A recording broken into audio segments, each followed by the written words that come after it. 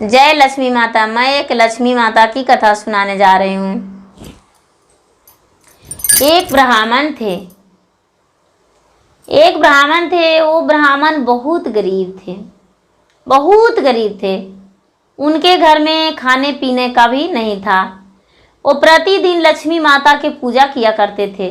प्रतिदिन लक्ष्मी माता के मंदिर जाते थे और लक्ष्मी माता के और विष्णु भगवान के चरण को पूजा करते थे और पूजा करके और घर आ जाते थे और जिसके कि यहाँ जाते थे पूजा पाठ करवाते थे।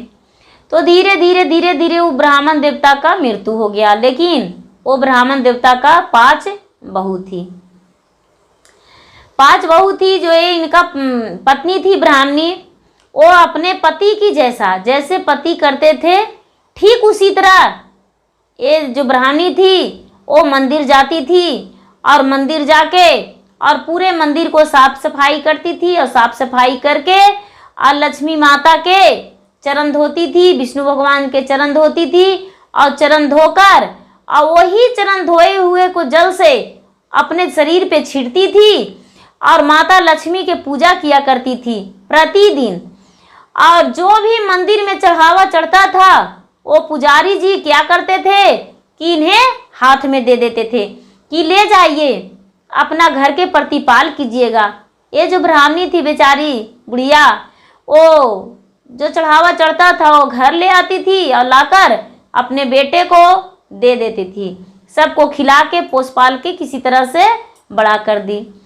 ये बूढ़ी माता ब्राह्मणी थी, उसका 5 बेटे का शादी हो गया। 5 बेटे का शादी हो गया तो घर के तकलीफी देखकर 5 बेटे कहने लगे कि हम अलग रहेंगे, हम नहीं रहेंगे किसी के साथ, इतना भोजन कौन जुटा पाएगा। 5 बेटे में बंटवारा हो गया। जब 5 बेटे में बंटवारा हो गया तो जो छोटा बेटा थे वो कहने लगे कि कोई बात नहीं, माँ को कोई नहीं रखेगा तो हम रखेंगे, हम माँ को रख लेंगे और रख के और हम माँ को प्रतिपाल करेंगे। लेकिन ये जो बुढ़िया थी वो मंदिर को नहीं छोड़ी थी। वो मंदिर जाते ही रहती थी और मंदिर में पूजा करते रहती थी। किसी को भी कोई भी ये सुनना नहीं चाहती थी कि कौन क्या कर रहे हैं, ये पूजा की ये भी ना, ये कुछ नहीं करती थी। इसका बेटा जो थे बहुत सीधे साधे थे, लेकिन जो बहू थी वो क्या करती थी कि इसको अपना बच्चे को जूठा अपने सास को दे देती थी। अपने बच्चे को जूठा सास को दे देती थी। जो बच्चे छोड़ता था वही, और जो भी बूढ़ी माता फल लाती थी, 2-4 पैसे मंदिर में चढ़ावा चढ़ता था, वो अपना छुपा के रख देती थी। प्रतिदिन ये बूढ़ी माता लाती थी मंदिर से, प्रतिदिन बहू यही करती थी। कुछ दिन बीतते जब बूढ़ी माता का समय ढल चुका तो लक्ष्मी माता कह रहे हैं सरस्वती से कि मेरा एक पुजारी है, वो बच्चेपन से मेरा पूजा करती है। उसका पति तो इस दुनिया से चल बसे, लेकिन इसका भी उम्र ढल चुका है। आज तक उसका कोई सुख नहीं मिला है, कोई सुख नहीं दिए हैं। लेकिन अब हम चाहते हैं कि उसका सुख मिले। सरस्वती माता कहने लगे लक्ष्मी माता से कि आप तो दयालु नहीं है लक्ष्मी, आपके पास कोई दया नाम का चीज नहीं है। यदि आप में दया होता तो बूढ़ी माता का इतना कष्ट नहीं होता।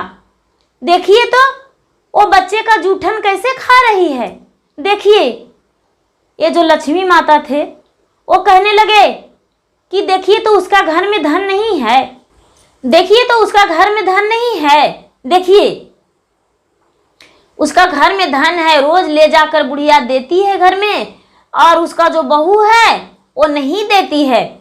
सरस्वती और लक्ष्मी बोले कि चलो हम लोग दोनों बहनें चलेंगे उसके घर और उसके घर जांचना को लिए जाएंगे, क्योंकि उसको बेटा नहीं जानता है कि हमको माँ बच्चों को जूठन खाती है। चलो उसको बेटे को आज जना देंगे। सरस्वती माँ जो थे एक भिखारन का रूप धर लिए एक भिखारन का रूप धर लिए और माता लक्ष्मी जो थे उनका एक बेटी का रूप बन गए।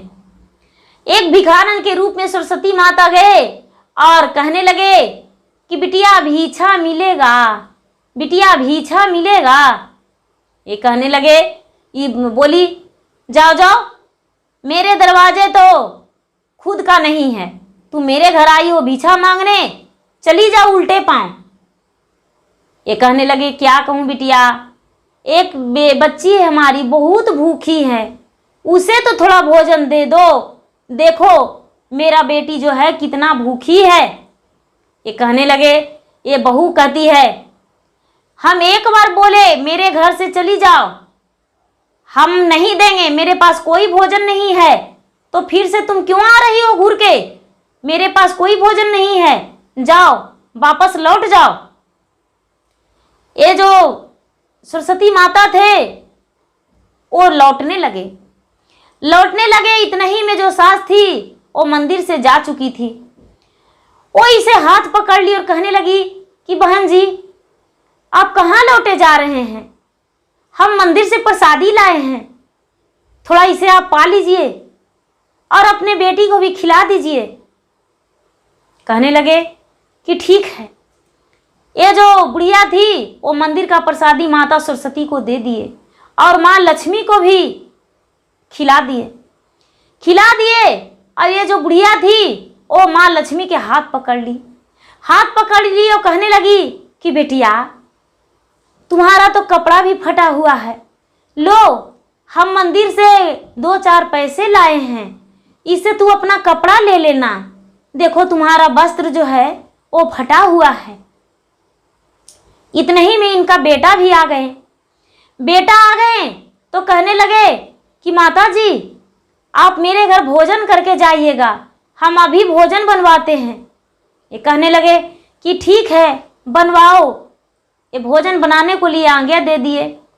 ये जो बूढ़ी माता के बेटे थे वो अपने पत्नी को बोले, उनका पत्नी भोजन बनाने को लिए अपना हांडी चढ़ा दी और भोजन बनाने लगी चूल्हे पे भोजन बनाने लगी। जब भोजन चढ़ गया बन गया तो कहने लगी कि भोजन बन गया, अब उन लोग को भोजन करा दीजिए। सरस्वती माता कहने लगे